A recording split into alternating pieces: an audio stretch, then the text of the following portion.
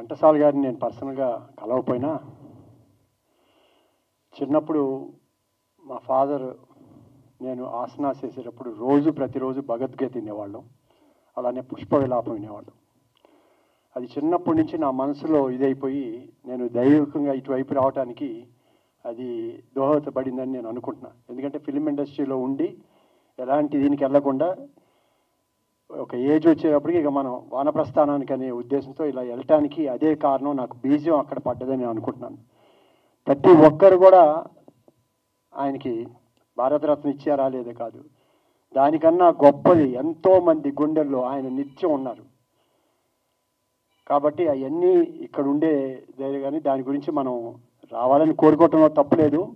భగవంతుడే ఆయన్ని తీసుకున్నాడు, ఘంటసాల గారు నా దగ్గర ఉండాలని దీంట్లో. సో అది ఆయన అడిగారు, అది తప్పు కాదు. బట్ ఆయన ఎవరు ఏం చెప్పినా ఆయన చాలా చేశారు. చాలా నాకు బాగా గుర్తు, పొట్టి శ్రీరాములు గారు మద్రాసులో నిరాహార దీక్ష చేసి ఆమరణ నిరాహార చేసి చనిపోతే పట్టించుకోవాల. అటువంటి టైంలో ఘంటసాల గారు వెళ్ళి అది ఒక సందేశం అలా అనాథగా వదిలేయటం కాదని ఆయన లీడ్ చేస్తే ఎక్కడ సాయంకాలానికి కొన్ని ఆల్మోస్ట్ 1000 మంది లక్షల్లోకి వెళ్ళారు.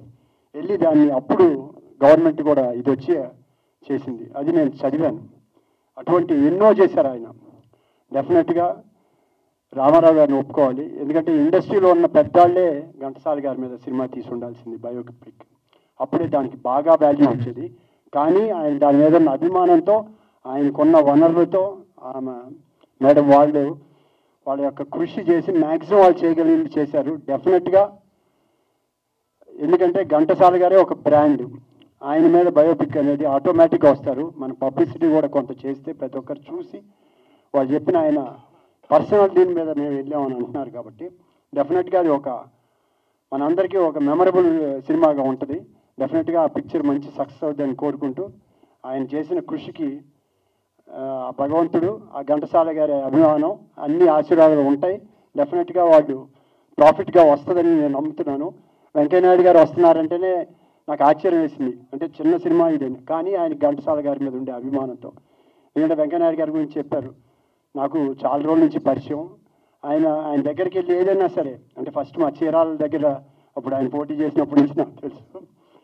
బట్ బేసిక్గా ఆయన ఏంటంటే ఎవరు వెళ్ళినా సరే అంటే టైం వేస్ట్ చేయరు. ఎక్కువసేపు వేస్ట్ చేసినా కూడా ఆయన కోపం, పని మీదే ఉంటారు.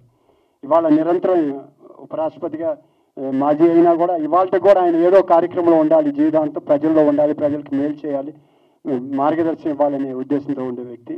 అటువంటి వ్యక్తితో నేను ఇక్కడ ఉంటాను అదృష్టంగా భావిస్తున్నాను. ఇది డెఫినెట్గా మంచి సినిమా అవుద్ది. మీరందరూ కూడా ఇచ్చేసి డెఫినెట్గా మనం అంతా రావటం వల్ల కూడా ఒక బూస్టప్ వస్తుంది. వాళ్ళు పడ్డ శ్రమకు ఫలితం వస్తుంది నమ్ముతూ నాకు ఈ అవకాశం ఇచ్చినందుకు అందరికీ ధన్యవాదాలు చెప్తున్నాను. Thank you very much.